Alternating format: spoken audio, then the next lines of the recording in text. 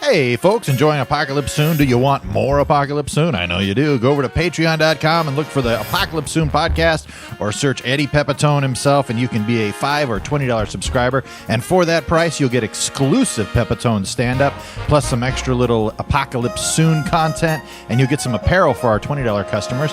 Go over to eddiepepitone.com if you want to see him live. May 31st, Chicago, Illinois. If you're a Patreon member, go over there right now and sign up and send us an email. Say you want to go to the second show for free with a +1, and we will hook you up. We can't wait to see you. Ladies and gentlemen, boys and girls, men and women of the apartment complex, welcome to Apocalypse Soon, the only podcast recorded with a dog and a man in a hat. And I am here with him, and he's sitting next to me right now. The Apple Watch is tight, and so is the act. It's Eddie Pepitone. Hey, everybody. I'm Eddie Pepitone, and we are here. I'm getting a call from my friend Murph, and I just deleted it. I just sent it to voicemail, and that's the dedication I have to this podcast. If I see a good friend calling me, I will say he has no money. He cannot help me. Let me send it to voicemail. Hey, so what's happening there, Kev? Here we are, another fucking Apocalypse Soon. I'm excited to be here. I got a nice butt scratching session with your puppy dog here, and she loves getting scratches. Oh yeah, the old back of the back, lower back scratch on the pup. God, I get it.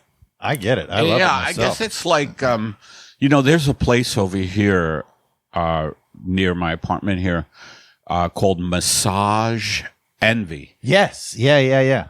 And they cracked a rib. Those were the ones that cracked the rib? Yeah, they cracked the rib of mine. I didn't sue them or anything. I want you to know that I'm not litigious. You're a good guy. And the guy who cracked my rib, I don't know if I ever talked about this online. I don't know. Think so. But he was a young kid, and we both heard the pop. You know, he was leaning on my back. Yeah. And I went, and he just got so nervous. I bet. And I was like, oh, fuck. And I said, don't worry. To him, I'm calming. He broke my rib, and I'm calming him down because I felt bad. Yes. Well, because that's my MO, that if you assault me, like if you mug me, and I've had this happen. I've been mugged in New York, and a guy punched me in the ear. Jesus. It didn't hurt. It was a young kid. Murph again. Man, something important. I gotta send him the voicemail. I'm in the middle of a mugging. That's right. He punched me in the ear, and I said, "Are you okay?" I said, "Are you okay?" Because I knew his fist had kind of hit me at a weird angle. Well, you do wear a lot of sharp jewelry. I had on, I had a big earring on. Yeah. I said, "Are you okay? This is a new earring. I don't want to hurt anybody." I get that so much. Like when I would see guys like fighting or whatever, I would always be like, I can't imagine. Even, I mean, there's very few people in the world where I would be like, what if I hit them and they fall and they're paralyzed for life? Or what if I kill them? Like I always worried about that with like punch. I've never punched anybody. So that's always like really? My thought. Yeah, like that. Oh man, he's coming back. No, he just left a voicemail. Okay. I'm like, I wonder what's going on. Murph's he's looking for a fix. Oh boy. I realized, by the way, not to get off of that I always see if people are okay. Yes. After they've hit me. Yes. Or abused me. Yeah. Well, it was how you were raised.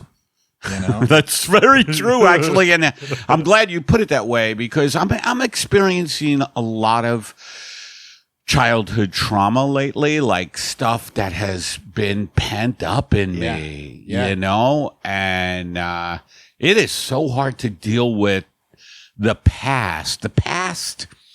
The past settles in your body. Yes. Our bodies are a vault for the past. Like they store the past, you know?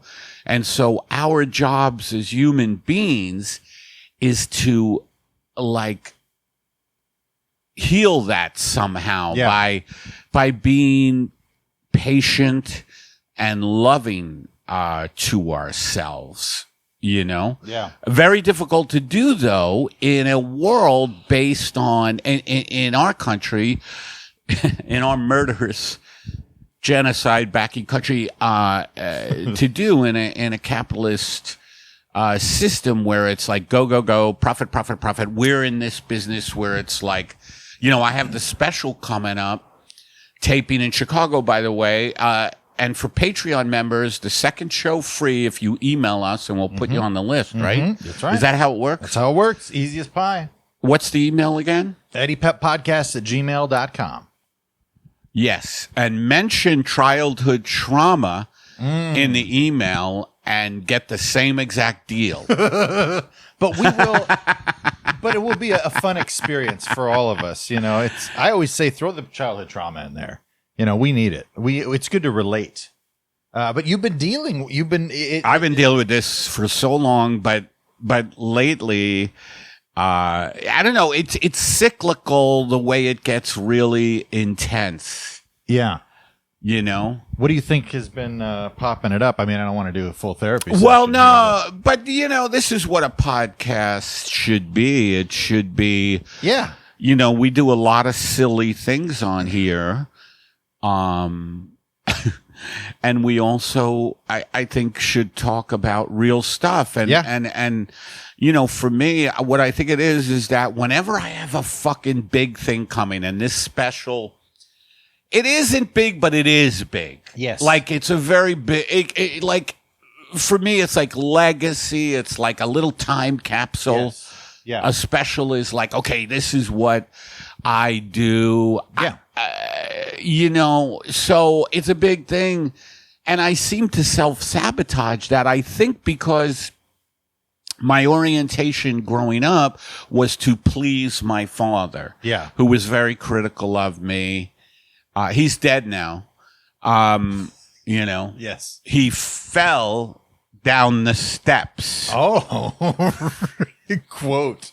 How great is this to be able to make fun of this kind of thing with no retribution? By the way, the stuff about your dad in the special, I feel like is gotta be therapeutic.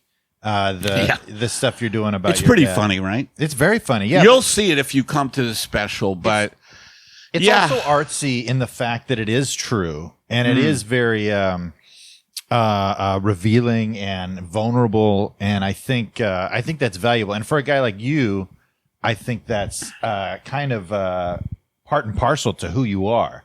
You know, the honesty and the vulnerability, but then also just, you know, you being hilarious is, but talking about valuable stuff. And you know how it is to do stand up. Like, you've been doing it for years as well, and it's like, you want to go up there. Obviously, your number one job is to be funny. Yes. And I have to remind myself of that because I get in serious moods. Like last night at the Comedy Store, it was a weird crowd in the sense that they were, I don't know, it was late Friday night. Very late. It was past midnight. Yeah, it was close. Yeah, right, exactly. Close to 1. And I got on and I felt like they were, like I had half the crowd. Well, you did a great job. You started out, you were dancing it up a little bit, and you could tell, like, some people in the audience were already like, you know, they'd already seen 25 comics or whatever. So I was looking at a couple whose faces were like, there's nothing, as a stand-up, there's nothing like looking in the audience and seeing a person, a guy or woman, just looking up at you like, ma'am, are you okay? Are you all right? A fly just goes in and out of their mouth. I was watching Ian Edwards, who was on before me, I think. Yes. And Ian also felt a little vibe. He wasn't into it either, like with the crowd. They were a little. That's always nice, little retribution. You know, when you get off, you go, those fuckers, and then you see another comic at it, you're like, okay. Yeah. All right. Yeah, it was them.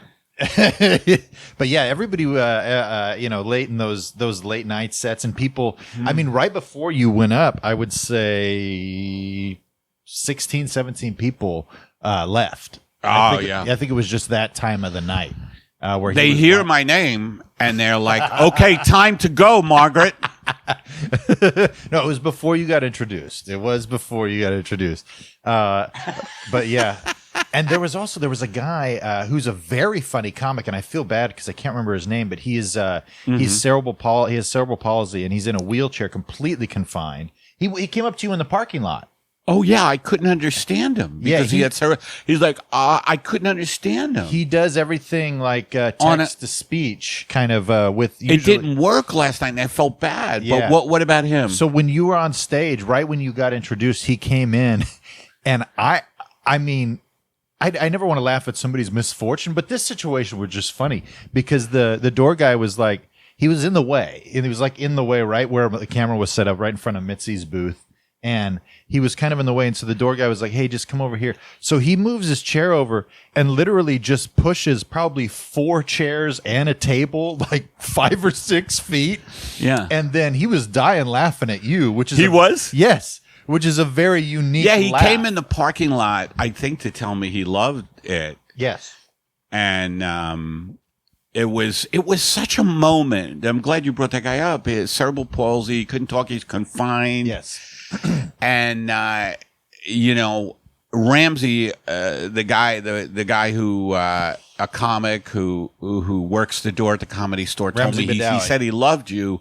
And I just felt like it was some kind of message from the universe to me. Like, look at this, Eddie. You're always worried about what people think about you. I love that. And it's about, I don't know, man. There's much more. It's fucking a weird thing because it's like there's much more important things in the world than getting noticed and approved of. It's like, being of service to others, I love that. Yeah, well, I don't know. You have you're in a situation where you're feeling a little bit negatively about a performance. And then a guy who literally can't speak rolls up to you. It does put something into perspective a little bit, where you're going, okay, right, life's not so bad. Like when I was having gout attacks, like really, really, really bad, it would put me in my bed for, the worst one was like 4 days. Literally in my bed. And if I wanted to in pain. Yes. And I had to like roll around on this office chair and like in order to go to the bathroom or whatever. And having that perspective, like after the fact where I'm feeling like, oh, if Rita at the Improv's not giving me enough spots. And I'm like, hey, remember when you were in so much pain, you couldn't move at all? And I'm like, that's right. Life is good.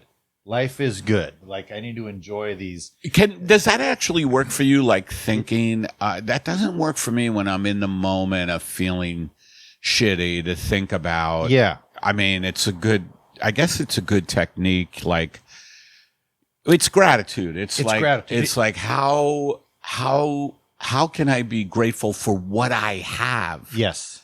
Yeah. It has to be intentional for me, and it is work. It's not like it comes naturally to me, but for no one. Yeah, and I know you've struggled with the mental health stuff, and so it's fuck you, Kevin.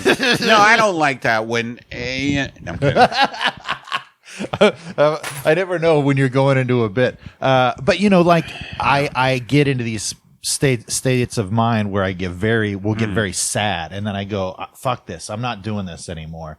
And I have to think about, think positively about those things. But that guy's a brilliant writer. I've seen him go up, and his material is top How does notch. he talk to the audience through that text to speech?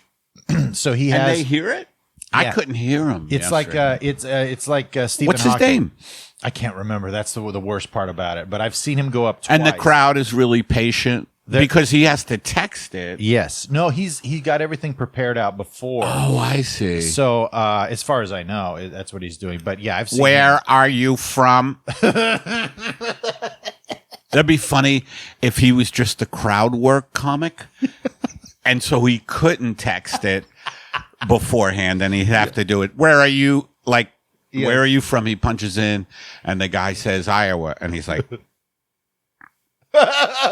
well, I think he has to use like his eyes or something, or like his nose to type it his out. nose. It looked like. Yeah. So it would even be like It looked like he was shit. typing with his nose. I was a little overwhelmed. A fella with cerebral palsy after a so-so set typing things with his nose at me.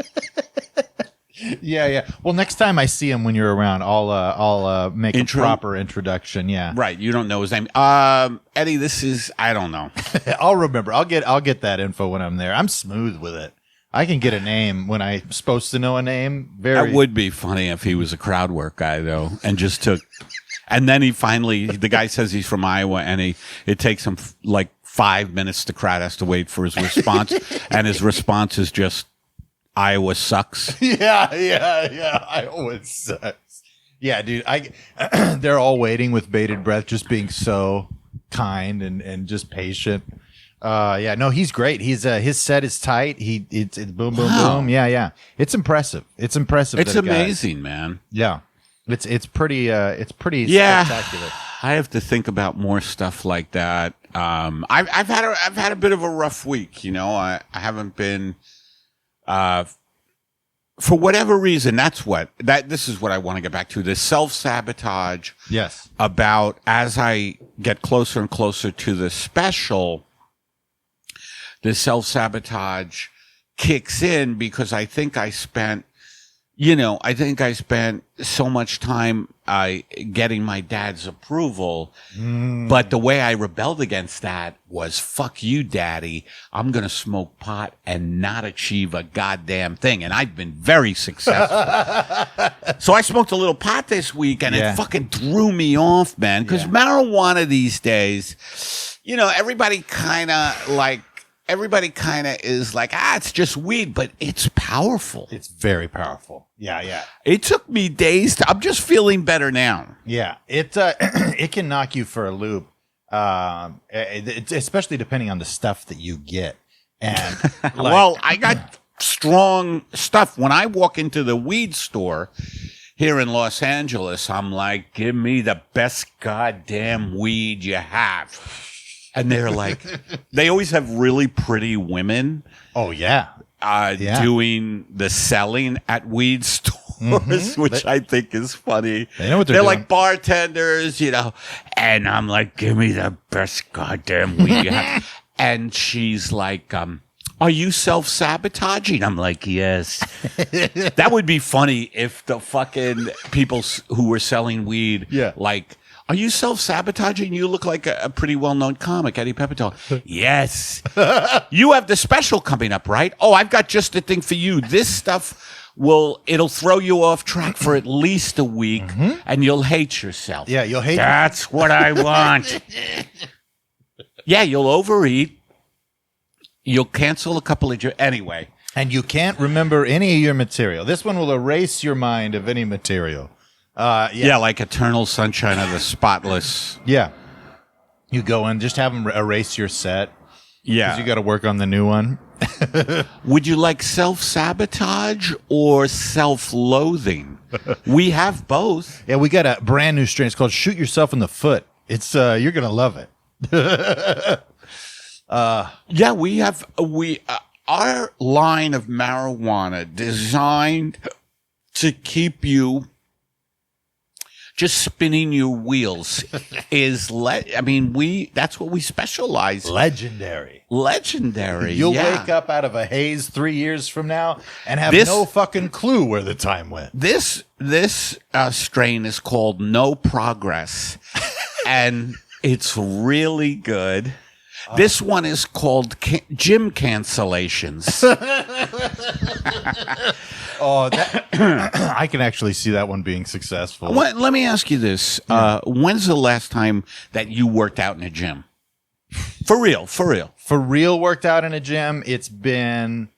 Years? Oh, at least 8 years. Yeah. Do you work out at home? I do. What do you do at home? I do push-ups and sit-ups. I do push-ups, sit-ups, and then I do a lot of... I'll do like wall sits and things like that, but I'm not like, right. I'm very inconsistent with it. And I have these just fantastic excuses about pain in my joints. I have pains all the time now. Yeah, And it may just be my age. I am now 29 years old. And the reason I look like this is I have the aging disease. Yeah. Where I age very quickly. Yeah. Like when I'm hanging out with 29-year-olds, people think, oh, look at that pervert. No, that's my age group. By the way, speaking of hanging out with 29-year-olds, I saw on your Instagram your harem of fans. I love that. You know, after I did a show, now it's very funny because I did a show at Largo with Kate Berlant. It was called Kate Berlant and Friends. And Largo, the crowds are amazing. Largo here in Los Angeles, if you get a chance, go to Largo.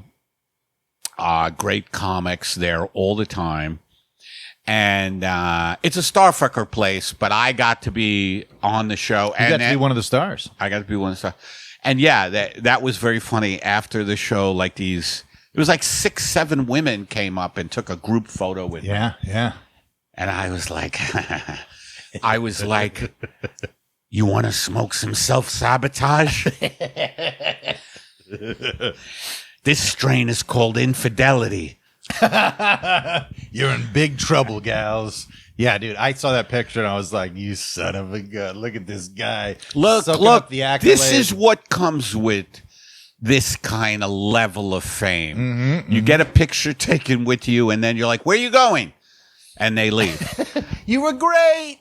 Bye. Yeah. No, but that was a great night at Largo, followed by a weird night at the Comedy Store. And I guess, you know that saying, bless you. Seems painful. That's childhood trauma. That's pent up. A lot of people say it's allergies, but what are allergies? Get that trauma out. A lot of times our immune systems don't work because the energy flow in our bodies is hampered by the stored childhood trauma. Now, I'm not trying to get people paranoid and to focus on childhood trauma, but I really think that's so key. So that's what I've been going through is, you know, trying to stay on an even keel as my special gets closer and closer. And it's difficult, man. Yeah. It's difficult to travel, do comedy. Comedy is such an your adrenaline goes way up. So it's hard. It's up and down, you know? Constantly. Yeah. And comics are notoriously depressives. Yep. Who are seeking attention. It's just, but then if you can finally battle all that out. Yes. You know, not easy though. And I think every good comic has struggled with that kind of stuff. Well, you're in a weird place where your self-loathing is kind of an aspect of your act. And yet it's so important to like yourself, or at least, you know, like what you're doing on stage at the same time. You know what I mean? Like enjoy who you are, be like a little cocky, but you're also talking about self-loathing a little bit. Well, so. It's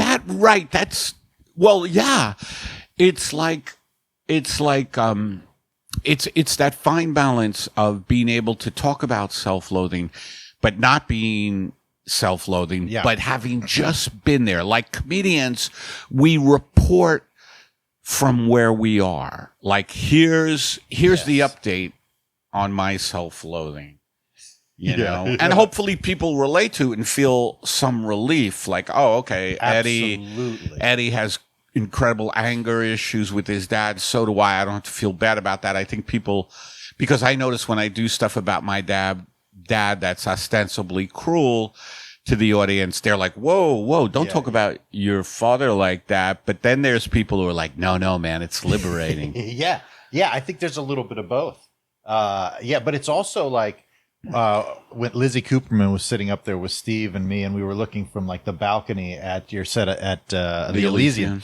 And there was a couple of things that you said where she was just like, oh, Like she was like, oh, I can see, like, because you were like yelling at your dad in the urn, at one point, and like she was like, oh, I love him so much, like, like, because like kind of feeling your pain out Really? a little bit. Yeah, but you don't want see that's a little fine line too. You don't want to be like, here's my pain. Yeah. It has to be funny, and that's what I have to remember. But it all comes down to, it's a confidence. Yeah. Right? As we continue to perform. And it's also being very forgiving toward yourself if you don't have a fucking good set, because you know how it is. Some nights you're just not physically into it or whatever, or Absolutely. mentally, whatever. Well, I did a showcase spot at the Improv, and How long ago? I mean, it was a 5-minute spot. This was on. That's 5-minute spots are really hard. It's insane, and you're being judged. There's 3 people there judging you, and I left, and I had a lot of people go, "Great set, good job," but I knew in my mind I was You like, didn't feel good. I was like, that wasn't it. Well, I also went up second, and crowd wasn't as crowd warm. wasn't quite there and stuff, but I wanted to leave immediately. I was just like, I need to get the fuck out of here. I'm embarrassed. Because I wanted to go up and have the obvious best set of the night, and so when it wasn't quite that, it was like, ugh. And then I had to force myself, that type of thing where I'm like, hey, look, buddy, you had a good set. Go back in, support the other people. There's other people here. Good for you, because when I'm feeling like that, I leave. I do. Yeah. I'm like, shit. I've left a lot. I had a set. It takes me a while to like calm down and be a friend to myself. Yes. I usually have to come home and eat. Oh, yeah. Oh, yeah. And kind of comfort myself that way. It's difficult. Yeah, it is. No, I hope people relate to it. I mean, and that's the thing. When I'm at the Comedy Store, my comedy, which is it's mainstream. A lot of good people come to that place too. A lot of good fans, comedy fans, but it can be very mainstream in the main room. Particular nights and weekends, I think. Yeah. And people when they come, they're like, I don't like this guy. He's too he's too introspective, Margaret. Let's get the fuck. No, I don't like introspection, Margaret. Have you ever had an audience shout at you? What do you mean, heckle? Like heckle you and like for real, like a bad, like a. Oh, well, early in my career, I lost control of a couple of crowds where I actually had some guy come up on stage. Holy shit. And I said, here, you take the mic. And he was drunk. And that was very early on. That's when I was in my late 50s. So I had... Folks, I'm kidding you. That late 50s remark was just so you don't lose interest. Yeah. And realize that a joke could come at any time during this podcast. Absolutely. You don't want to miss it. You don't want to be like a lot of people put podcasts on in the background as they're making little like voodoo dolls out of wood, Mm-hmm. Have you ever watched a voodoo doll being made? No. It's really nice. Like, is it really? Yeah. I sometimes, how if you go to the Netherlands, I actually did this, where the tourists go and see the windmills, and they have a whole tourist thing where you see a windmill, and then there's another place where they show you how clogs are made. Oh yeah. And the guys making the clogs, they have a routine, they have a couple of jokes. Oh yeah. I'm such a fucking guy who buys things from gift shops that I remember buying a pair of clogs in the Netherlands and never fucking wearing them. Oh yeah, I can't imagine you clopping around. Just you in a pair of clogs. Me in a pair of clogs, clomping around, going, "I'm a horsey, clock, clock, clock, clock. I'm a horsey, catch me." Clock, Although, clock, clock, clock. I could see you doing that on stage and having it go really well. Like, hey, you're in the Netherlands for a show. You're like, I bought these clogs here today, and then you're wearing them, and you're just all over the stage. Oh my God! Oh, that's fantastic. Well, speaking of people, How long have we at been home, going so far? We're about 30 minutes. Oh, in wow. here. That was a nice little talk. It was nice. It's good. Well, I gotta say, man, you're a brilliant man, and I love watching you perform, and I am so excited for this special to come out. Ah, thanks, And man. yeah, it's an absolute joy to be able to go out and do shows with you, and then Thank we've you. been doing those shows. We're doing the Elysian. This is coming out Tuesday, so Yeah, it'll already have happened. You'll have missed it, but if you guys are following on Instagram, you're putting out those things. But speaking of people sitting at home listening to the podcast, we just had Michael Vincent send us a request for tickets for Lincoln just now? Hall. Just now. So Awesome. want to give a shout out to Michael. Thank you, and Michael. Jamie Vatcher is bringing a +1 to your first show and just asked for tickets to the second show as well. These just come in? No, this came in on Thursday. Michael Okay. just came in a few minutes ago. But yeah, Matthew Tompkinson said you should have been on Everybody's in LA with John Mulaney, that Netflix show. Matthew McKeague. We got new Patreons from Daniel Chisholm. Is it Chism? Daniel Chisholm. Yeah, Chisholm and Amira Lufti. Thank you for your patriotism, and Deborah. You said Your patriotism? patriotism. Yeah, their patronage. Their patrionism. Yeah, a little bit better. That's funny. And then Nate Carpenter, and then Norm sent us that very long email. Is it a good one? It's a good one. Yeah, he was. Let's read a couple of emails. Do you have a couple of emails? I got a couple of emails. Though this one's very, very long. Oh, but shit. I don't know. Let me see this I don't want to read that one. That one's a bit long, but he did call us dreamy bastards, which is very nice. Okay. Yeah, we don't need to read that one. It's long. It's too complimentary. But we love the emails. Is there any other emails? Oh, there was a bunch of emails that we got. Let's We see love here. folks send what. Give the email addressing on. Yeah, let's EddiePepPodcast@gmail.com. Okay, so I'll read the one from Matthew Tompkinson. Everybody's in LA. Eddie should have been on this.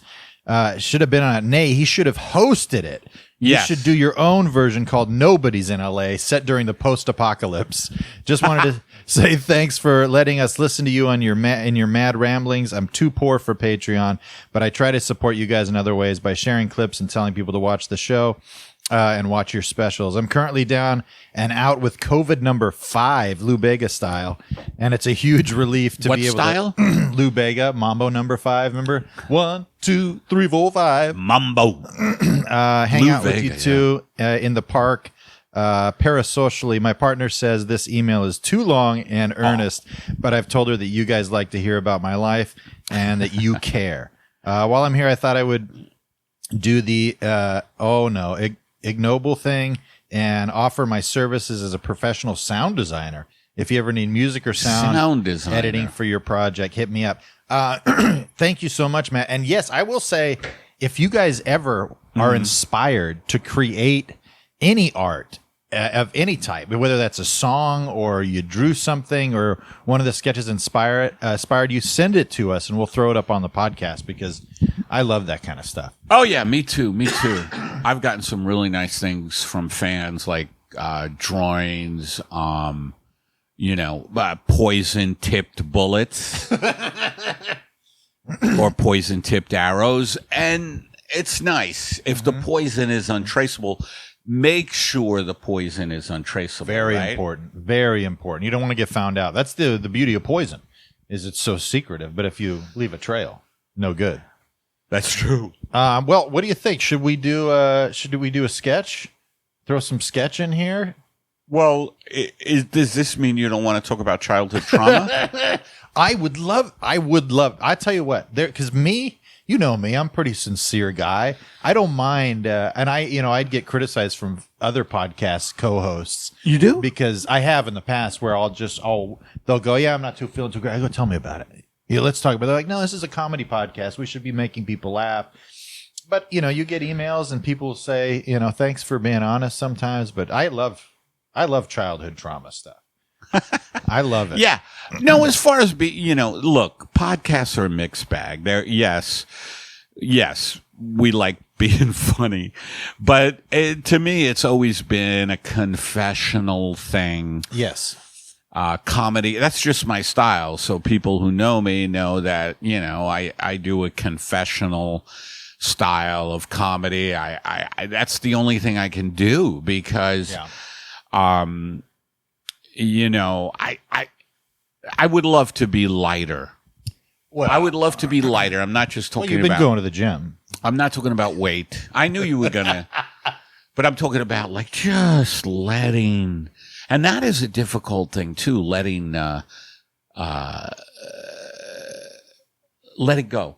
Yeah. Letting go. Like you feel worry, worry, fear, trepidation. Worry, fear, and trepidation, by the way, is my law firm.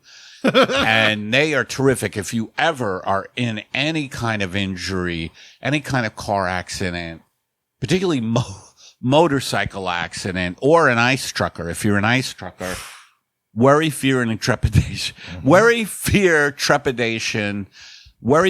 and trepidation is a terrific law firm.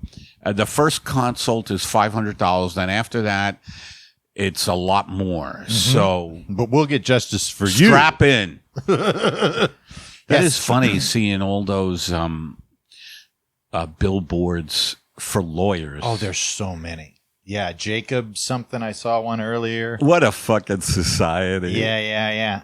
Have you been injured? Have you been injured opening your freezer? Are you trying to put things in your freezer that you shouldn't? We'll get justice for you. I'm Sweet James. I just love all the... You remember? Oh, yeah. Sweet James, if you guys have seen... I don't know if he's just indigenous to California or...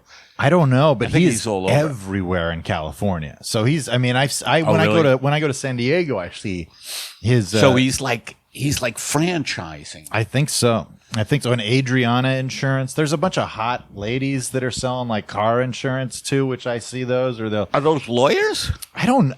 There's. I guess some of them are accident lawyers, but yeah, the Accidentus. Have you seen that guy? It's like 1-800-Accidentus or something. Spanish. Yeah. The one that's upside down is a great one too. What's that one? It's his face is literally upside down, but it says accident. Been in an accident, and then I think it's it might be a Sweet James one. But yeah, they're everywhere. Yeah, they should have billboards that are like, "Is there absolutely nothing wrong with you?" There should be services. Is there absolutely nothing wrong with you? No accidents. You have money in the bank. You're comfortable. Well, call us. We want to know how you did it. Those are the billboards. Yeah. How did you do it? How did you make it? Hello. Yeah. Hi. Yeah. I'm calling. I saw your billboard. Yeah. I have money in the bank and I'm comfortable and I have never been in an accident. How do you do it? Well, I was loved when I was younger, and then I inherited some money, and I played the market pretty well, and I just don't have all these fears. Oh, thank you, sir, for sharing that with us here at Sweet Bill's. Yeah, I had some. I was talking with somebody outside of the Comedy Store about my mom, when the childhood trauma stuff. And she was just asking me questions. So I was telling her about the gold fever and like my mother justifying her divorces. And she goes, is this in your act? I'm like, no, it's not. And she's like, you should look into that. Well, that is interesting that you don't put it in your act. And I've met a lot of comics who have gold. You just said gold fever because those people left your mom to go hunt gold, right? Yeah. Her first husband. Yeah, he was. He had to get those. There was gold in those hills, and he had to get it. Yeah, and why don't we put some of this stuff in our act? I think it's because we're afraid to. It's so right under our noses. Yes. We block it out somehow, or I don't know. What do you think? You talked about it a little bit, where it's like. Mm-hmm. When you're dealing with that stuff, you're usually dealing from a perspective of just being in a place where you couldn't deal with it, but you're slightly beyond that. And I think that's where I am at. And I mean, the very first joke I ever wrote was about my mother, but I never did it because I couldn't get into the whole thing. It was about her easing into a floatable pool chair with a Diet Coke in her hand. It was an act out because she used to like really. You never did it? I never did it. Why? I couldn't figure out how to make it funny. Yeah, like, or maybe I couldn't figure out. Well, how what to about get talking into about it. this stuff in your childhood and stuff? That I want to do. I want to because I want to frame it around that because she was a good Christian woman, she had to justify why she'd been divorced, and so I think that helps me get into like some of the lies that she would tell me about her first husband. She told you lies, huh? Oh, well, the whole gold fever thing. It's like, you know, she told me they had to escape on the back of a flatbed truck in the snow, and there was ice, and the trucker said if it starts to slide, you jump off with your kids. And then when I asked my brother and sister about it, they're like, we took a Greyhound bus out of there. We did not.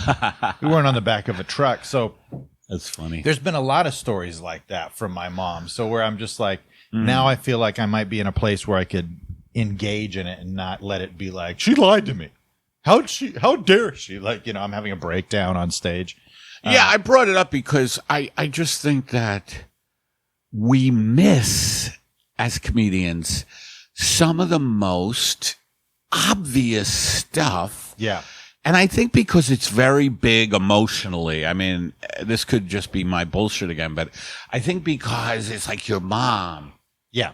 there's so much Yes. fraught Yes. stuff, you know? Yeah. It's like there is so much, because every time I say I'll bring up something else will spark, and then I'm like, oh, well, maybe you're not being completely fair to her, or you know, Right. like, you know, you're like, that's, well, you got to let them know this because, you know, Right, whatever. right. But then it gets convoluted. It's not a joke anymore. It's like you going like, she was great, but she was fucked up. And like no, she was great. I loved her. She had all these good things, but she did pull me out of school just about every day to watch romantic comedies with her. You know, like Right. So, but I think I'm going to get into those things. I've been sitting down and writing. I've been doing my morning pages. Have you? Yes, which has been mostly therapeutic so far, and less comedy oriented. But Yeah. but I've been forcing myself to sit down and write for 20 minutes continuously, and then I think I'll jump it up. You know, That's great. But it's not easy. I don't want to do it ever. Really? Yes. I literally every time I sit down. Well, you don't get up in the morning. That's the problem. Yeah, that's true. Yours should be called early evening pages. Well, what I did this week is I get up around 7 to take my kids to school. I got to be there by 8, and then I come home and I write a little bit, and then I go take my nap. Right. I mean, one of these days I'll have a regular schedule. This summer, you'll see me during the summer. I'll be like more chipper because I get to sleep in. You know? Oh, really? Yeah. Oh, the kids are off? Yeah. What do they do, though, the kids? I mean, we got all kinds of different events that they go to and hanging out with friends, swim parties, and Okay. Yeah. We got a couple of trips planned. My wife's Where you going? Well, we got a trip planned to Fresno, the great city of Fresno. We're going to Morro Bay. Stay at the Morro Bay is nice. Yeah, my wife's grandmother, who has since passed, had a home in Morro Bay. And wow. So we still have access to that, which is pretty awesome. Right. You still have access. It's been boarded up, but it's been boarded up for many years, and there's just growth all over the house, but you know a way in. I know how to get through the back And the patio. kids are like, Dad, this is so fucking horrible. And you're like, don't you curse. Yeah. This is our vacation. That's right. It's like spider webs. Keep it down. If the neighbors hear you, Serpents are coming out of the couches. Yeah. Oh, yeah. But they're good serpents. They're not the poisonous types. So we'll be fine. Yeah, that'll be fun. Hello, I'm Fred Thompson. Do you need a good serpent? I'm talking about a snake that won't harm you or your children. Mm-hmm. It'll just come out of furniture that's been unused for 20 or more years. You may be bitten, but it's not fatal. It's not fatal. Hey, I think that's good for this one. I think that's good. Well, how long have we done? We're coming up on 45. I can't believe it. Perfect. Why Why don't you tell the folks what they can do? Go fuck yourself. Well, folks, I hope you enjoyed this. this non-sketch version, just keeping it down to earth. Two of your buddies you sit down with at a kitchen table and chat it up. And I hope you guys felt a little closer to us from this pod. If you want more, go over to Patreon, search the Apocalypse Soon podcast, or you can go /Eddie Pepitone. And you can be a $5 or $20 subscriber, get you some extra content, get you some apparel if you're a $20 customer, and you get some exclusive deals like Lincoln Hall this 31st of May. Eddie, if you want to go to the second show for free with a +1, become a Patreon member, and we'll get you that +1 at no extra cost, and the original as well. And if you want to just go and check it out, the 31st, Lincoln Hall in Chicago, go to eddiepepitone.com for all of his show dates, and go check out our YouTube page, please. If you're a listener, I know we've got about 5 times as many listeners as we do on the YouTube. So go over there and subscribe. We sure appreciate it. We appreciate all your comments and all your emails to eddiepeppodcast@gmail.com. Thank you so much. Thanks, everybody. Thanks for watching Apocalypse Soon, the podcast with no upside.